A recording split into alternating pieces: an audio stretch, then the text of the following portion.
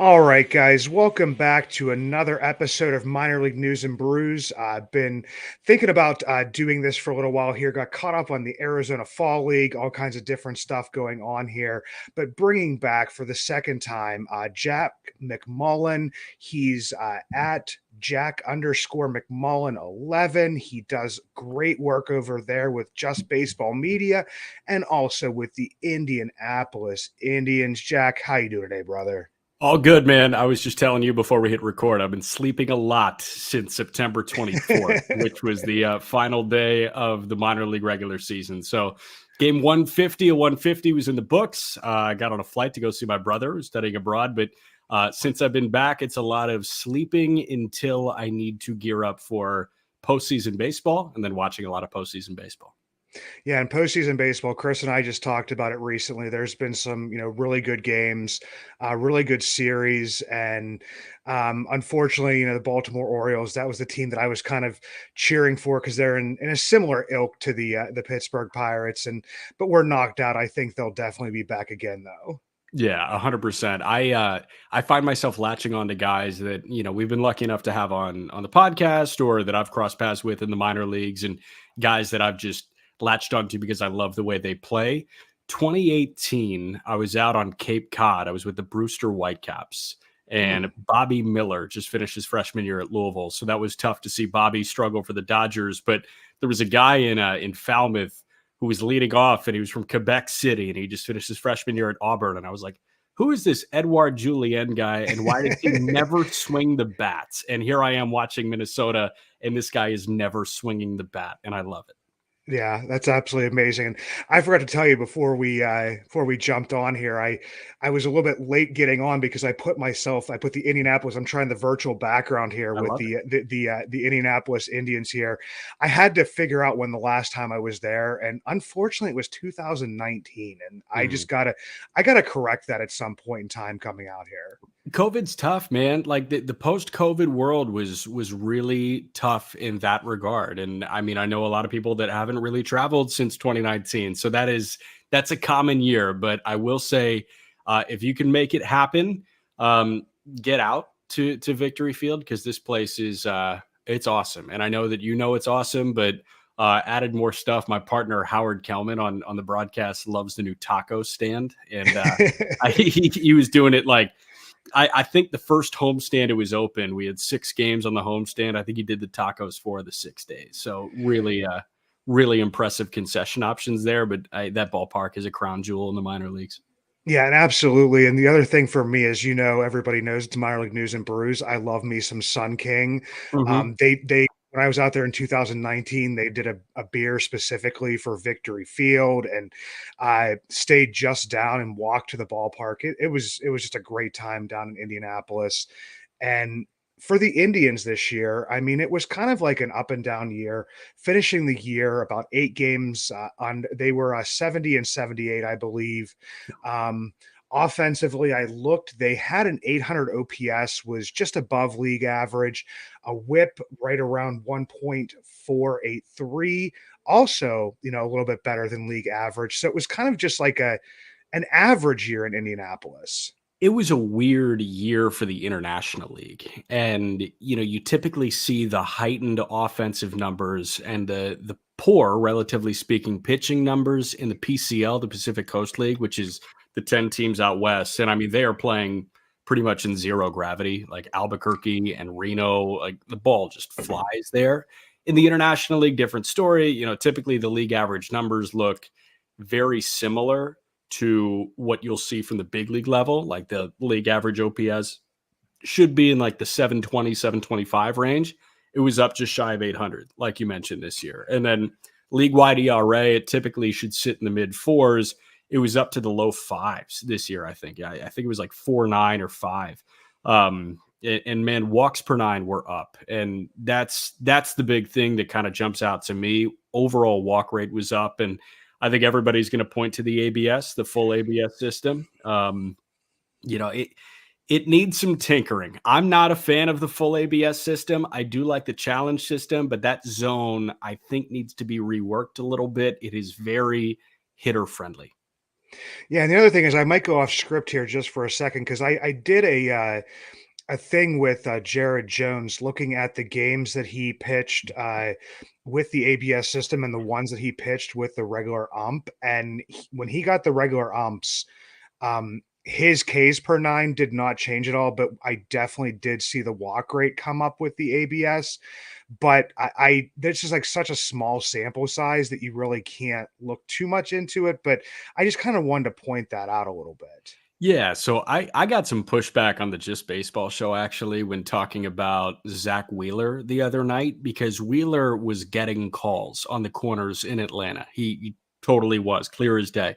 Um, I really like that element of baseball, and I'm worried that we're going to lose it. I understand that, hey, 100% accuracy is better than 90% accuracy, but I do enjoy the human element of umpiring. Now, I don't like bad umpiring. I don't think anybody likes bad umpiring.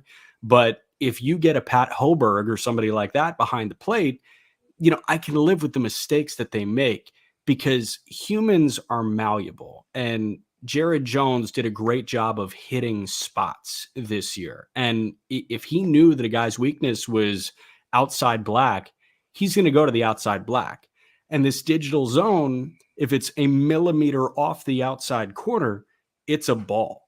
Versus with a human being as an umpire, you can establish credibility and you can get that call. You can earn that call. So I love the idea of earning calls. I think Jared did a great job of earning calls in his weekend starts. But yeah, man, I talked to a lot of pitchers, and Tuesday through Thursday was not their happy times in the minor league season.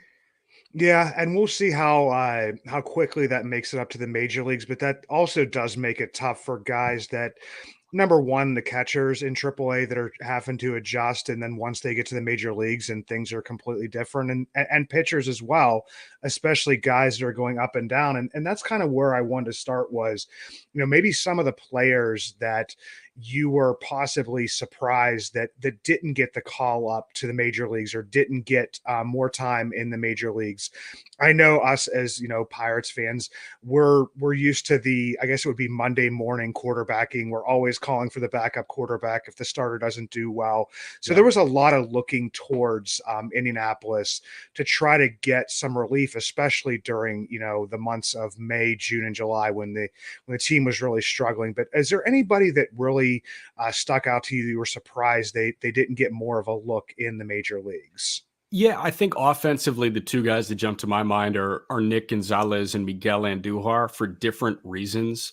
Gonzalez, I like that he got that, last 5-day cameo with the Pirates, but I thought that was a couple weeks overdue. Nick was swinging a crazy good bat, and Nick had a transition period at some point in the season, and it could have been during his first big league taste because he got up there and he did not succeed with flying colors. I think that he would tell you that. I think that every Pirates fan would tell you that. But before he went up, he was very pull happy, and he was constantly hitting the ball left field line, a lot of times rolling over to third and short. And he showed off the pull side power, but you really didn't see the all fields approach. And then when he came back, he really didn't show the pull side at all. He was right center. I'm going to hit liners to the right center field gap, and I'm going to hit doubles and triples and opposite field homers. That's what that guy did. And then for the final month of the season, I think he scored like 25 runs in the month of September. He was amazing in September. OPS maybe a little over 1,200. But Nick, he tapped into the pull side feel again, and he was going foul pole to foul pole, and he could hit the ball out across the entire perimeter of the outfield. And it was a really impressive final product that we saw from Nick Gonzalez this year.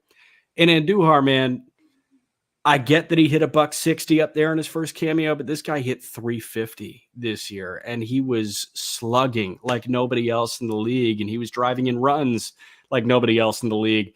I thought when the Pirates offense kind of hit a red light, Andujar was the guy to grab. I understand that contractually it might not have made a whole bunch of sense because you do need to DFA him if you were going to send him back to Indy and he needed to clear again. But man, this guy, it was a treat to watch him for 103 games. For him, I was wishing that number is closer to 70 or 80 than 100.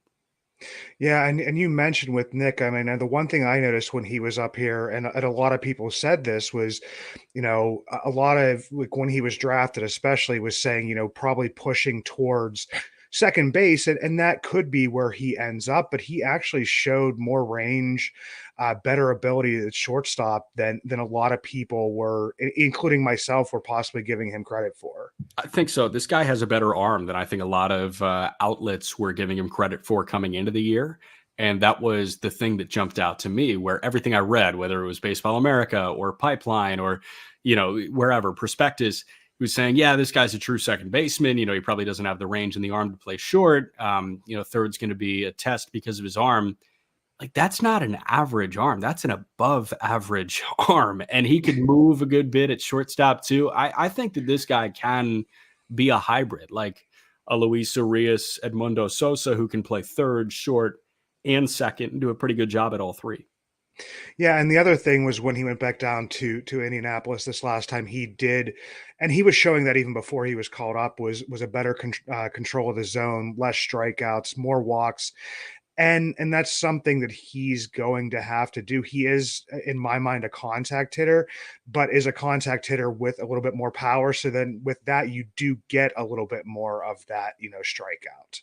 He's built like a tank, man. He's a strong kid. And yes, like the home run numbers were elevated in college because he was playing in Las Cruces, New Mexico, which you want to talk zero gravity. That place is zero gravity. But I think that this guy has some juice. It's not 30 homer juice. I don't even know if it's 20 homer juice, but he can hit 270, 280 with 15 homers if you give him a full 162.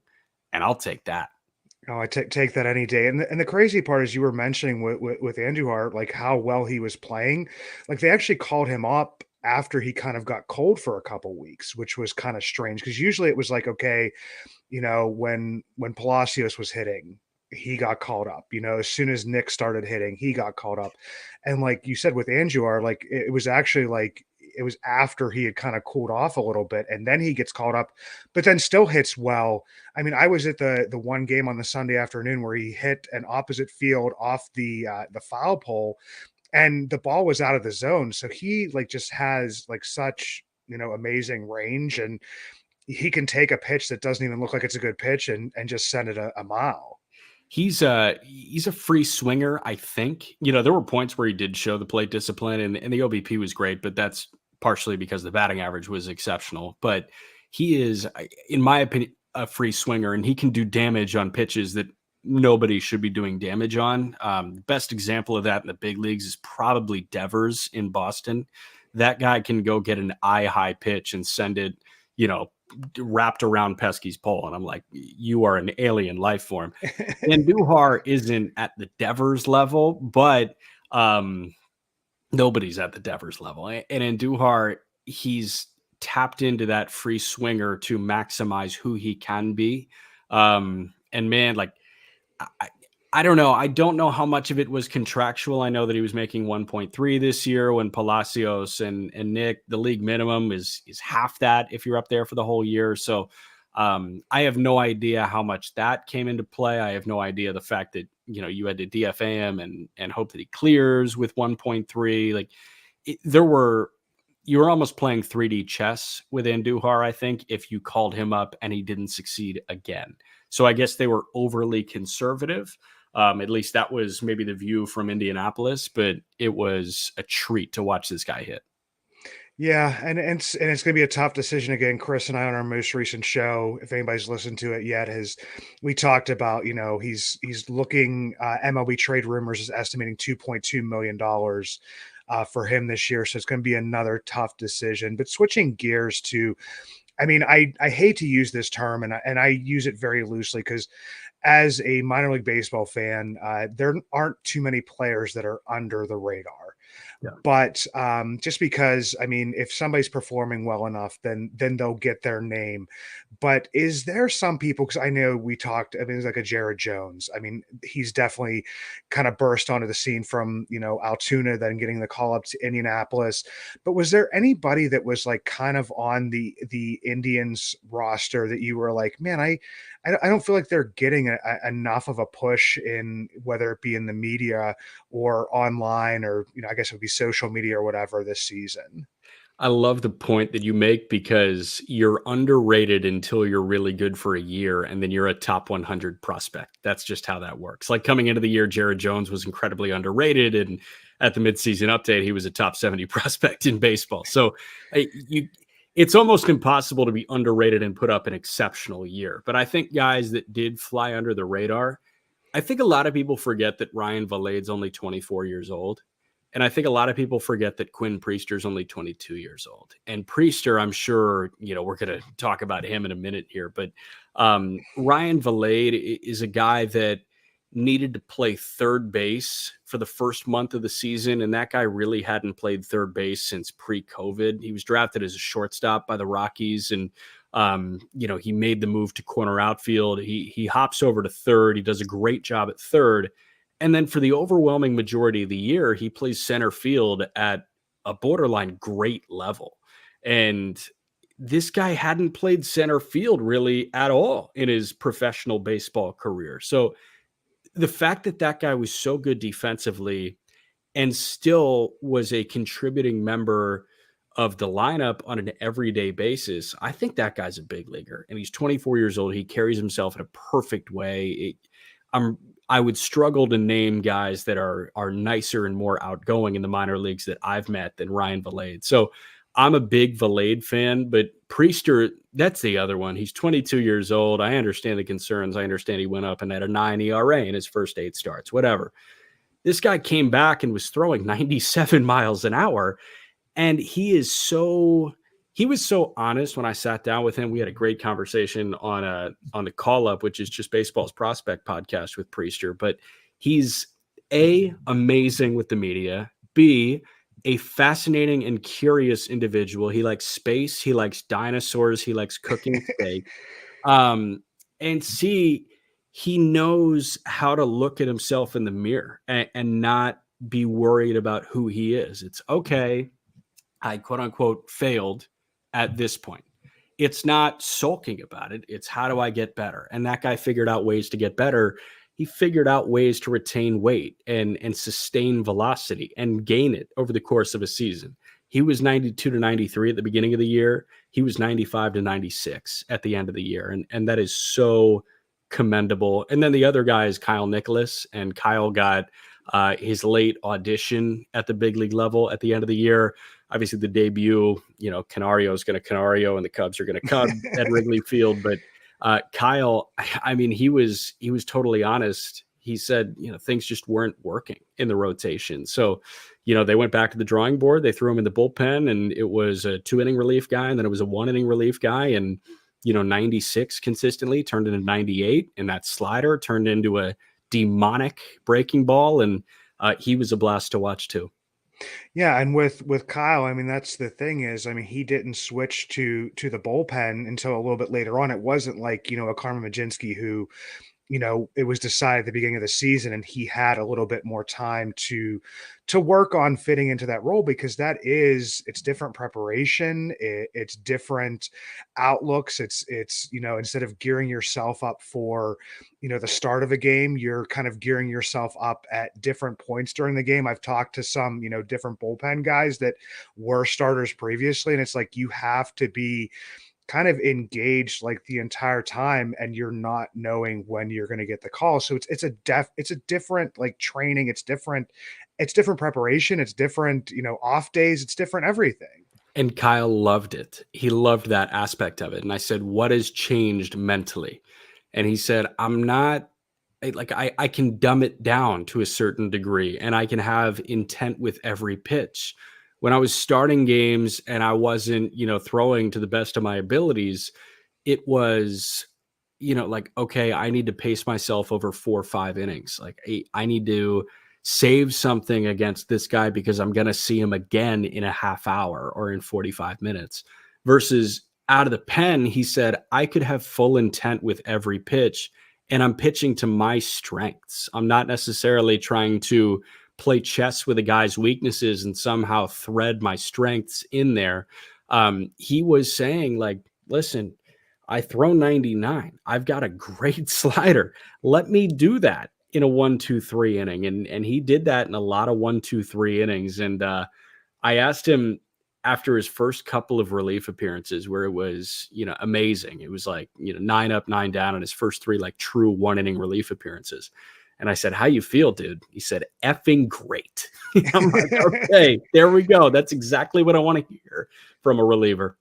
Yeah, and he definitely made the adjustment well. But going back to Quinn a little bit and just kind of like maybe lumping Quinn, Rowanzi, and Luis Ortiz. I definitely all different types of pitchers, but Yeah. also ones that experience their own struggles. What would you say, like, for people, like everybody's worried about, Luis, Rowanzi, Quinn, and none of them are very old. I know that Rowanzi falls more on the old, like kind of control and baseball side with options and different stuff. But what's kind of like the outlook going into at the end of this season and going into next season for like that? Because those 3 guys are very important to the major league rotation. Yeah, they're super important. They probably, kind of aid in deciding who you go after in free agency too, because that Keller and Oviedo are there, but Brubaker is likely to miss pretty much the entirety of the year. Burrows is probably going to miss the entirety of the year, if not the overwhelming majority. So, yeah, I think those 3, it's 3 different conversations, and I'll walk through those 3 quickly. Priester, I do think it's just a matter of him gaining confidence that he can get outs at the major league level and he can do it over 6 innings, because we saw that guy do it. He was an IL All-Star this year. He is so good at vetting himself. Like I was saying, he can look at himself in the mirror, he can identify weaknesses, and he can attack them.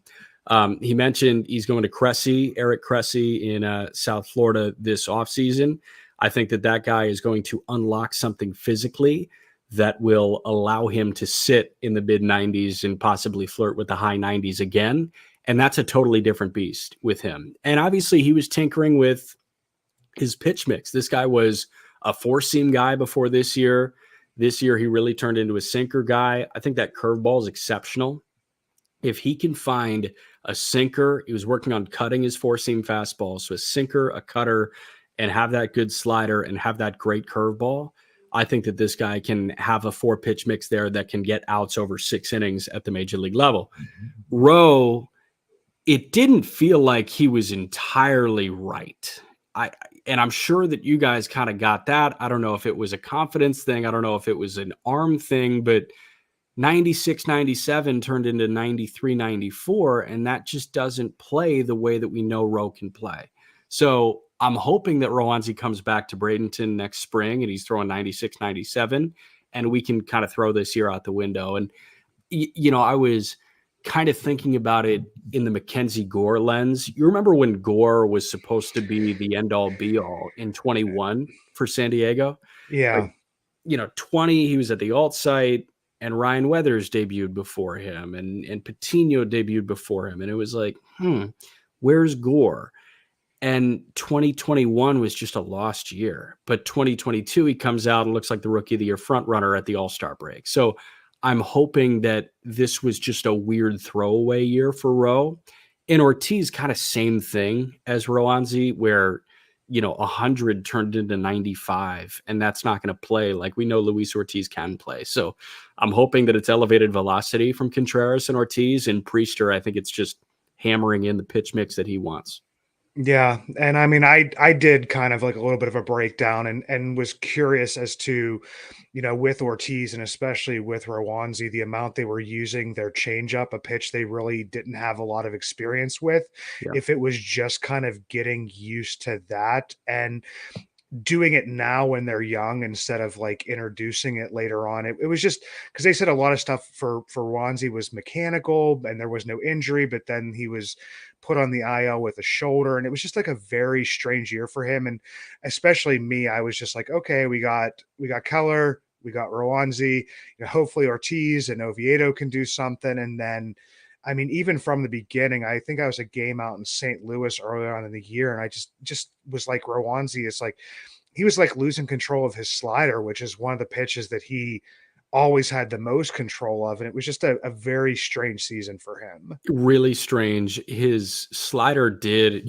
perform well over the course of his big league, season. Like you look at Savant, the slider was good, but the fastball was not good. And, Mhm. I think a lot of that has to do with command, but man, again, 97 and 93 are two totally different beasts. So Yeah. I trust 97 more than 93, regardless of shape.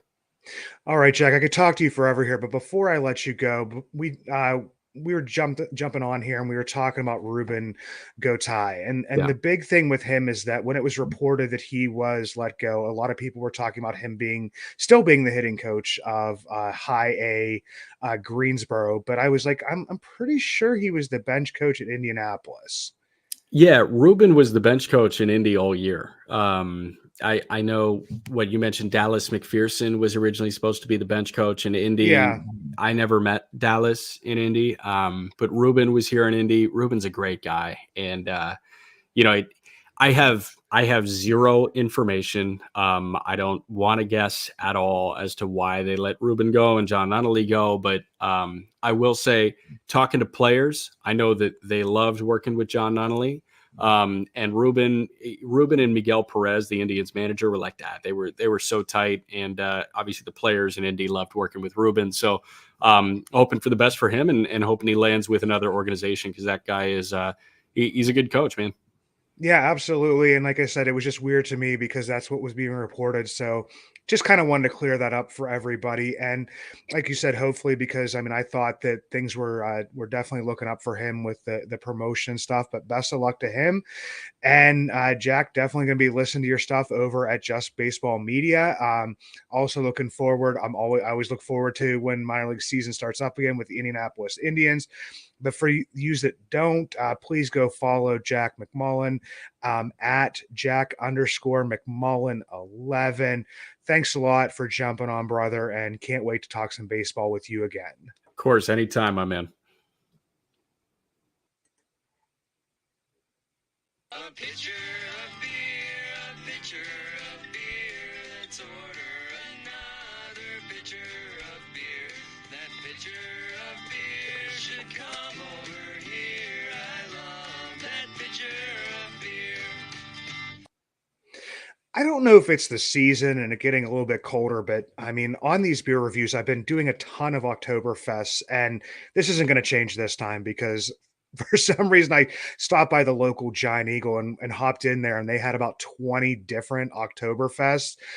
So I picked up all of those, have obviously not drank all of those just yet. Because Oktoberfests are a little bit higher in the alcohol content, usually around like 6% to 6.5%, sometimes a little bit higher, but have had at least 4 of those from the 20 that I picked up to do this beer review. The first one is Sierra Nevada, coming in at 6%. Like I said, I always like when they spell the Oktoberfest with the K. It always makes me feel better. There are a couple that spell it with the CT, but always going to have a good Oktoberfest when it's spelled with the K. I gave this one a 450 on the weighted based on batting average. Bring that down to 400. The next one is from Sly Fox. If anybody hasn't been out to the High Line in Pittsburgh to check out Sly Fox, they got a great location over there, very private, on the south side of Pittsburgh. This one coming in at 6.1%. Give it a 425. Bring that down to 375. The next one isn't really an Oktoberfest, and it was kind of weird for me to drink it in between the Oktoberfest, so maybe that's why I gave it a little bit lower of a score. This one would be the Southern Tier Harvest Autumn IPA. It was weird to have an Autumn IPA in between all the Oktoberfest. Give that one a 375, bring it down to 325. But if I drank that one first, it will be a little bit different. And this one, because we were covering the Indians this week, went out to Munster, Indiana for Three Floyds, the Munster Fest 6.2 Oktoberfest. This was the best one. This one I give a 475, bring it down to 425. And then hopefully next week, guys, coming at you with some Altoona Curve baseball, covering all of the minor leagues, even through the offseason.